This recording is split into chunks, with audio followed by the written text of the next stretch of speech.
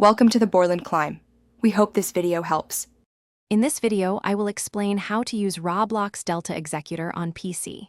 First, you'll need to download the Delta Executor from a reputable website. It's crucial to temporarily disable your antivirus software before proceeding, as it might interfere with the installation process. Once downloaded, extract all the files into a dedicated folder on your desktop. This ensures a smooth and organized setup, preparing you for the next steps in getting your Executor ready for use. After extracting the files, locate the Delta Executor installer and run it as an administrator. Carefully follow the on-screen instructions to complete the installation process. This usually takes just a few moments. Once installed, launch your Roblox game first, and then immediately open the Delta Executor application.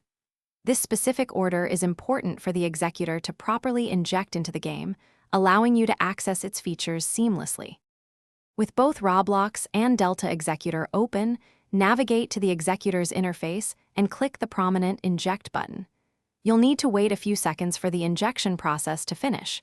A confirmation message will appear once it's successful.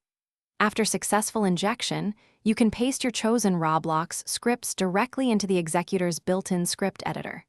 This is where the magic happens, allowing you to execute various commands and enhance your gameplay experience.